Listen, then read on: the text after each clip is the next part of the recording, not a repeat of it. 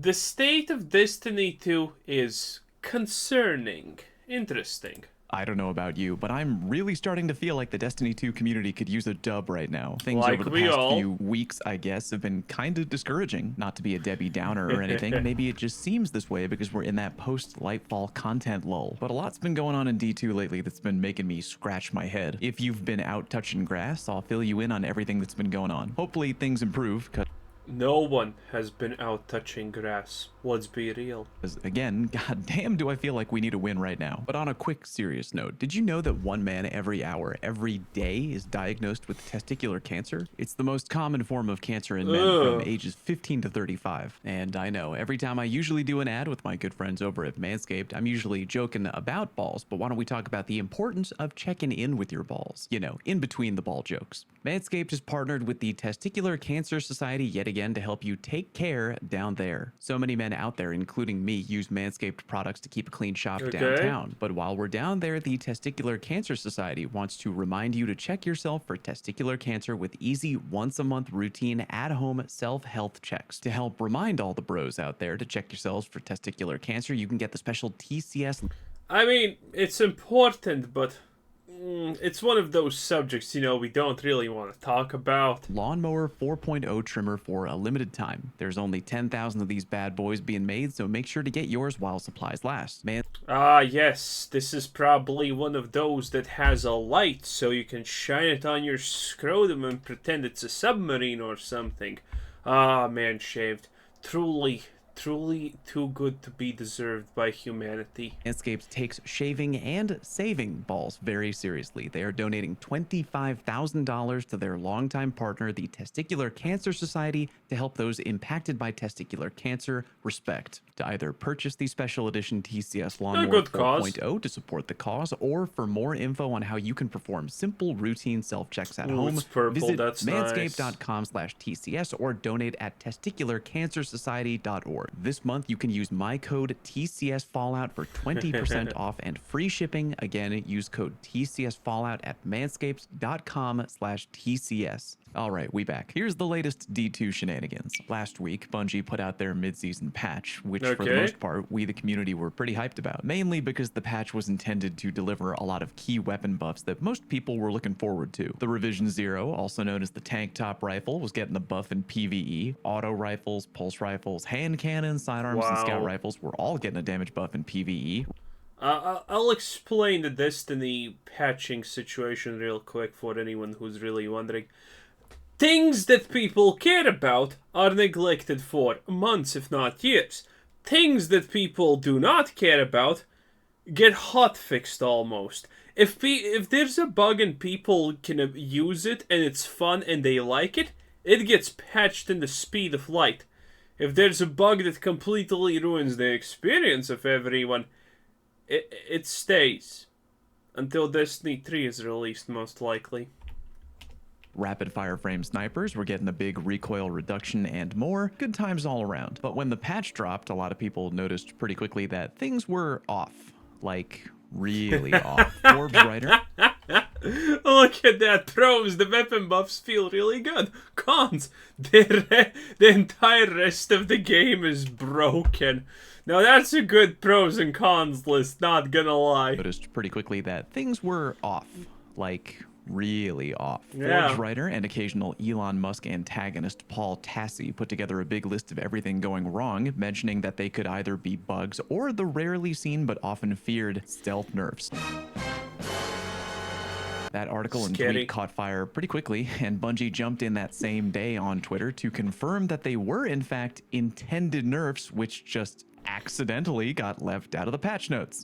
Good times. I'll go ahead and give the Dude, I don't understand what's the concept behind stealth nerfs in a shooter game like Destiny, where it's extremely visible. Like, if they buff recoil by 50% and make it 50% better, every single person is gonna notice. If they stealth nerf the most popular guns, every single person is gonna notice. It's absurd to think that someone's gonna miss that. benefit of the doubt here, but either way, not exactly a good look. Either it's the little white lie, hoping we wouldn't notice all of these things were different, which I doubt, or it's the truth, Yeah, and exactly. you just forgot to mention all of this? But I digress. Anyway, the list of extra nerfs are not great. They include a bunch of stuff that players were very much enjoying as part of their in-game builds. For example, Ashes to Assets and Hands-On no longer giving super energy from both mods if you have them both equipped at the same time, nerfing the orb generation potential of the Strand Grapple melee when built with both the firepower and heavy-handed mods, having This is a thing that Disney has struggled for pretty much ever. No, seriously, the devs just nerf things that everyone likes for no reason, and then buffs things that people don't like for any reason. They do exactly the opposite that people want them to do. It's like a reverse Groundhog Day, but it never ends. Grenade Kickstart no longer activate when grappling to a grapple point, reducing super gains from Ashes to Assets when getting a grapple melee kill after grappling to a grapple point, and nerfing the Neomuna chest farm, including which chest gave crafted weapon progress repeatedly, just to name a few things. Most people have been taking these changes not well. Fusion grenades hit so hard their viable DPS heal you and charge your well faster than Phoenix Protocol, all while having a lower cooldown than every other grenade in the game. And it's the sleep meme. A risky melee ability with zero utility makes 2 orbs per kill. Kind of funny, but yeah, bad meme. Way too much text. Well, aside from them being left out of the official patch notes, just kind of seems like a lot of fun PvE builds that weren't really hurting anybody getting watered down. Now, PvP shenanigans, I would understand. You don't want the meta turning into a big smoking ball of crap. But Who PvE, cares I mean, about who's going to complain about the PvP? grapple melee build thing? A Dreg? And like I said, in addition to these unmentioned nerfs, there's still a couple things out there that just aren't working properly in D2. You can straight up earn Guardian Games medal triumphs when the event hasn't gone live yet. Some players are getting extreme audio issues. Some raid banners aren't working. Radiant weapons are not stunning barrier champions. King's Fall will crash or disconnect players. Lost gilded title progress, and more. On top of that, not sure if you've noticed, but the servers feel like they're completely held together with duct It's just another day in the Destiny community. Marvelous. Good stuff. Mwah. tape lately. There have been several days recently where the servers have just completely tapped out like a 90-pound kid in the octagon. And then we, the I can't actually remember a single time I ever heard the Destiny players were happy because the developers did something right. Yeah, doesn't really happen, huh? players wait until things are kind of stabilized, and then we log back on, only to get kicked off again. This hasn't been happening round the clock or anything, but definitely way too many times for comfort. And if you've ever been kicked out of an activity in D2 and wondered, hey, are the servers dying, or is my connection just kind of effed up right now? A quick trip to Twitter will probably clear that up immediately. And it can just be really frustrating, the whole experience of getting kicked off repeatedly. When the servers last died, I was actually in the middle of helping somebody go flawless in trials on Twitch, and after we were able to log back in and continue trying to help the guy out, the servers choked again. Now, I don't expect any game servers to be 100% perfect, but it's... I mean, there's these kinds of servers, then there's Wizards of the Coast who literally run on a hamster wheel at this point because it's only a hamster wheel at this point. And you know, other games similar to this. Everything that Blizzard launches is just a catastrophe at day one. You know, why try? Failure is literally the expected outcome of AAA gaming. It's been happening a lot over the past few weeks, way more frequently than usual. And same thing goes for maintenance times, by the way. 1 hour of maintenance turns into 4 or longer somehow, and it's happened more than once, which is weird. I think during the week of April 10th, there were minor to major server issues kicking people almost every day. I know that every year somebody tweets out something along the lines of this right here, but it's never... I don't think I'm crazy, but could it be low? It kind of feels like we are reaching a breaking point of Destiny 2's stability, which has, again, feels like been slowly deteriorating. Yep, probably. I don't know. AAA games kind of do that constantly nowadays.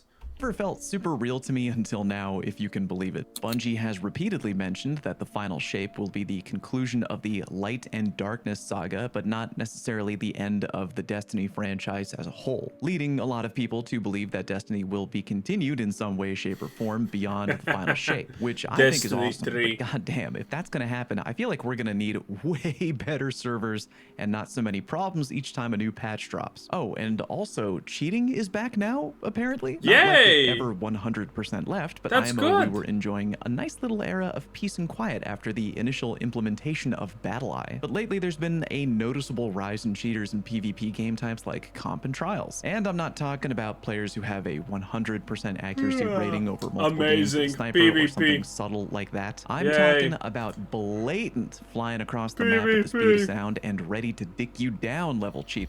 I'm sure everyone's ecstatic about not caring about PvP. Some good news there, though. Been seeing a lot of mentions from homies that people they've reported are occasionally getting banned, which is good. Really hoping that situation kinda takes care of itself in time. Probably I a don't fake know. message. Between all these problems and the recent situation of NDA breaking and leaking, which I really don't want to get into, by the way, community morale feels low right now. And it really doesn't help when the community finds fun little glitches like getting infinite legendary shards really easily, and then Bungie just patches that shit in record time. Meanwhile, Well, to be fair, that's 100% what every game developer would do.